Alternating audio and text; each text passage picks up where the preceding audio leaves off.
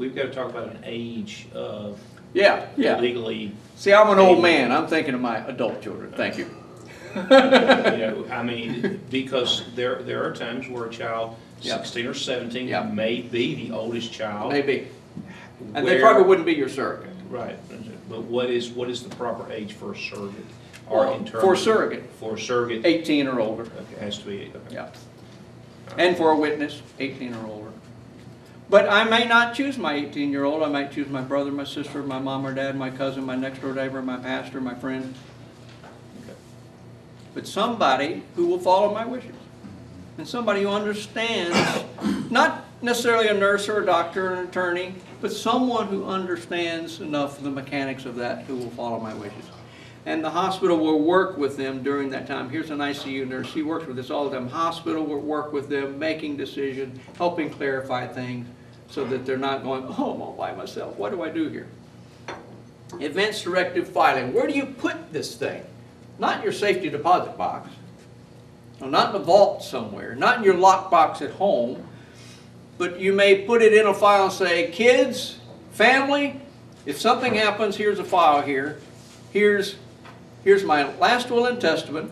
Here's my power of attorney for banking. Here's my advance directives, what I want about life support. Here's what here's where I want so-and-so to take care of the kids, so-and-so to take care of the dog and the cat. Here's everything taken care of I can think of, so that if something happens to me, you'll know where the money is, how I do the bills, all these kind of things. Talk about these things. It happens, folks. It happens every day. We had a nurse in my hospital, 37 years old, was at an advanced directive seminar, collapsed with a brain aneurysm, taken to the ER, taken to the ICU. Her advanced directive said to donate her organs. Family donated her organs, and she was passed away. 37 years old. I don't know when it's going to happen. So we just simply get ready for that in the future. I would give a copy to my surrogates. My wife and my daughter has one of mine. I'd give it to the rest of my family if they need to know about that, adult children, those adult family members. A copy to my physician or physicians, those that take care of me, my cardiologist, my pulmonologist, my family physician, whoever takes care of me normally all the time, they should have all those. Let's talk about nutrition, I guess. When you're talking about a surrogate, though, sometimes it is easier on the family to have somebody that's outside of the family Can to be. make that final decision. Because they don't I want to mean, wait. it might just be one of the in-laws. It might be somebody that's married into the family. It may be even the minister that knows the family well and knows, you know, because it's very difficult for someone to say that's in that family, yeah, I know this is Mama's wishes, but I don't want to take her off. You know, that to make that decision and be able to tell the whole position, this is the time. Mama didn't want anything else. I know. But so sometimes I found working with families that it's easier to tell them to pick somebody else. Like when it was my mother-in-law, she came to me and says, none of my kids will follow my wishes. I know that. Yeah. When it's time to unplug me, you're going to have to make the decision. Yep. And she put it right. I said, I will. I will do what's right for you and what's right for the rest of the family. And the rest of the family, when it came to that, they were so glad it was me and not them. And so I think that sometimes we can dump that on a family member, and they, at the time, then they don't want to follow Mama's wishes. Probably can't do it. You get that ICU nurse the same way, you see that a lot. Yes, sir. I just have a question as far as a volunteer chaplain. Yeah. If you get into a conversation with somebody about this and they don't have anybody, and you become that person. As the surrogate? Yeah, or just the person that they've kind of built the bond with. Yeah. They have nobody else really close or anybody else that they trust. How careful do you have to be legally and personally about taking that step? State of Georgia laws say that no hospital employee may be a surrogate or a witness, but you're not an employee, kindly, as a volunteer.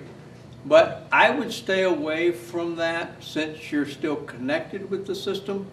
I mean, if they absolutely had nobody, no pastor, nobody, and you go, you are my only friend on this planet, okay. You know, if you plan to be available so that they can get a hold of you, because on that surrogate card, you may need to put phone number or address, whatever like that to get a hold. But there's a lot of people that are lonely that hill. They don't have anyone. I was just gonna ask, since you said these are available here, would it be possible for us to get a copy up here? I meant to ask for that. Can we get Just to see what a it looks copy like? for everyone today? See one of those? Thank you. I meant to ask for that this morning and forgot. Thank you. No one, because let's talk about nutrition and hydration. Heroics feeding. I'm not talking about someone feeding you by the bed by the food tray. Okay? I'm not even talking about parade food. I'm not talking about, liquid food. I'm talking about heroic feeding like TPN, food that comes through the IV, the NG tube, food going down the nose, down into the stomach, or the PEG tube, the surgery through the stomach, that type of heroic feeding. No one is going to let you starve to death.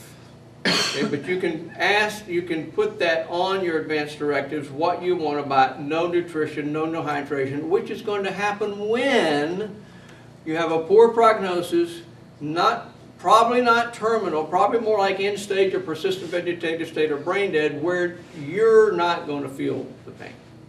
Okay, nobody's going to let you starve to death.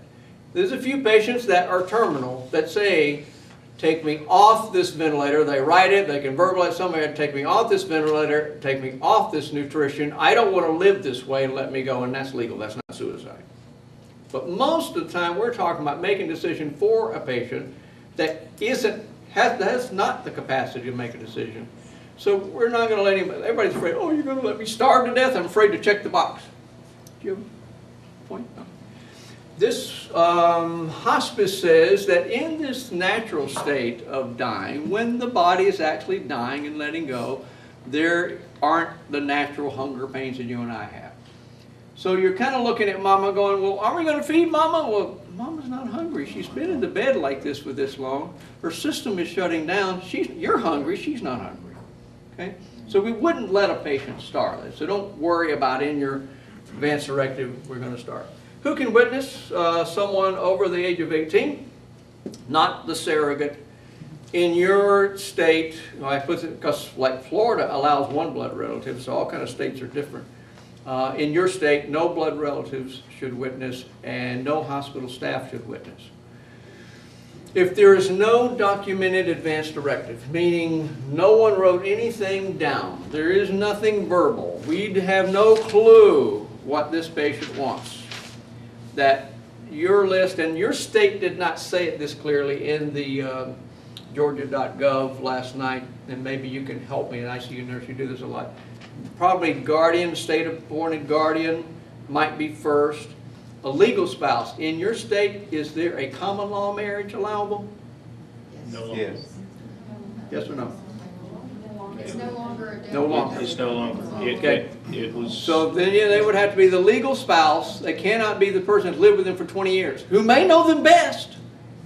But according to the law, that person is not the legal spouse. Now, if this common law type spouse is named surrogate, we're free, okay?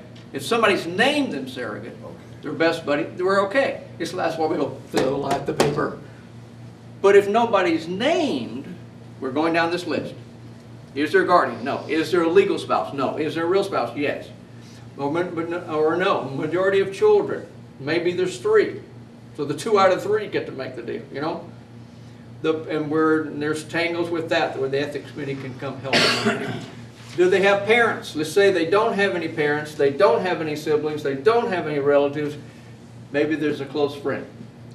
Allow this close friend to make that decision if they want to. Any of these can say, yes, I'm the parent, I will not make the decision. Go to the next. Yes, I'm a sibling, not me. Go to the next. So then, down at the bottom, Florida does this. I don't know if your state does this or not. We've had a lot of indigent patients in the hospital. No family, no friend, no nobody, and they're on life support, and we have to pay the bill, keep them on life support until they die, and that may not happen for months. And so now we can call in a social worker. We can't pay them. They work for another institution. They sit with our ethics committee and determine this would be the best thing for this patient to take them off life support. I don't know that your state has that. It may not have that yet. Surrogate's job is to do what the patient wanted. So many times in the hospital, we ask the wrong question. I'm not only a chaplain at my hospital, I'm the patient advocate. Some hospitals call it patient representative. And I sit with the